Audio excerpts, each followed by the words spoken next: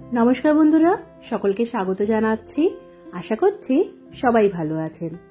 আজকে আমি আপনাদের সাথে ভিন্ন স্বাদের বা বাহারি পটল আলু পোস্তর রেসিপি শেয়ার করছি। একবার এই রেসিপিটা ট্রাই করবেন আর ভিডিও ভালো লাগলে লাইক আর শেয়ার করতে ভুলবেন না। রান্নাটা করার জন্য আমি একটা কড়াই মাঝারি আঁচে গরম করতে বসিয়ে এর মধ্যে প্রায় 3 টেবিল চামচের মতো সরষের তেল ভালো করে গরম করে নিলাম। তারপর এর মধ্যে 1/4 চা চামচের মতো কালো জিরে ফোড়ন দিয়ে দিলাম। ফোড়নটা একটু ভেজে নিয়ে এর মধ্যে দিয়ে দিতে হবে পেঁয়াজ কুচি। এখানে আমি একটা বড় সাইজের পেঁয়াজকে এরকম পাতলা পাতলা সরু সরু করে কেটে নিয়েছি। পেঁয়াজটা দিয়ে 1 মিনিটের মতো আমাদের মাঝারি আঁচেই ভেজে নিতে হবে। পেঁয়াজটা 1 মিনিটের মতো ভাজা হয়ে গেছে। এবার এর মধ্যে দিয়ে দিচ্ছি আমি 2টো কাঁচা লঙ্কা আর প্রায় 5 কোয়া মতো রসুন বাটা। এই রসুন আর কাঁচা লঙ্কা বাটার সাথে পেঁয়াজটাকে ভালো করে ভেজে নিতে হবে মোটামুটি 2 মিনিটের মতো। এইভাবে পেঁয়াজ রসুন আর কাঁচা লঙ্কার সাথে পোস্ত রান্না করলে পোস্তটা খুব কম লাগে আর স্বাদটাও কিন্তু খুব ভালো হয়। তো এখানে পেঁয়াজ রসুন আর কাঁচা লঙ্কা মোটামুটি 2 মিনিটের মতো ভাজা হয়ে গেছে, কালার চেঞ্জ হয়ে গেছে। এবার এর মধ্যে আগে থেকে এইভাবে লম্বা লম্বা সরু সরু করে কেটে রাখা আর ধুয়ে জল ঝরিয়ে রাখা আলু দিয়ে একটু নাড়াচাড়া করে নিতে হবে। আলুটা একটু নাড়াচাড়া করে নেওয়ার পর এবার এর মধ্যে আলুর মতনই লম্বা লম্বা সরু সরু করে পটল কেটে রেখেছিলাম, যেটাকে আগে থেকে ধুয়ে নিয়ে জল ঝরিয়ে রেখেছি, সেটাও দিয়ে দিলাম আর ভালো করে মিক্স করে নিচ্ছি। এবার আলু আর পটলটাকে কোনো রকম নুন হলুদ ছাড়াই ভালো করে ভেজে নিতে হবে।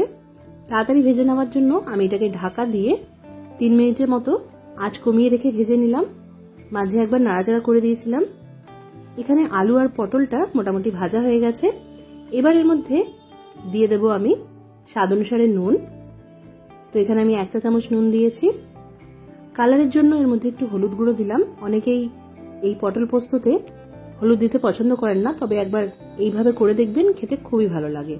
আর হলুদটা এখানে আমি 1/4 চা চামচের মতো দিয়েছি। নুন আর হলুদ গুঁড়োর সাথে আলু আর পটলটাকে ভালো করে মিশিয়ে নিয়ে আঁচটা মাঝারি করে দিয়ে এটা ঢাকা দিয়ে আরো 3-4 মিনিটের মতো রান্না করে নিতে হবে। এবার 4 মিনিট পর আমি ঢাকাটা সরিয়ে রাখলাম। আরেকবার এখানে আলু আর পটলটা নাড়াচাড়া করে দিলাম। এবার এর মধ্যে আমরা প্রায় 1 টেবিল চামচের মতো পোস্ত একটা কাঁচা লঙ্কার সাথে বেটে রেখেছিলাম আর একটু পাতলা করে বেটে রেখেছি, সেটা দিয়ে দিলাম। এইভাবে রান্না করলে পোস্তটা একটু কমই লাগে, তবে স্বাদটা কিন্তু খুব ভালো হয়। তো পোস্ত বাটাটা দিয়ে যে বাটিতে এটা বেটে রেখেছিলাম তার মধ্যে অল্প জল দিয়ে সেই জল দিয়ে দিলাম। জলটা দিয়ে ভালো করে মিশিয়ে নিয়ে এটা ঢাকা দিয়ে আরো 3 মিনিটের মতো রান্না করে নিলাম। এবার 3 মিনিট পর আমি ঢাকাটা সরিয়ে রেখেছি। এই সময় আমরা চেক করে নেব যে পটল আর আলুটা ভালোভাবে সেদ্ধ হয়েছে কিনা।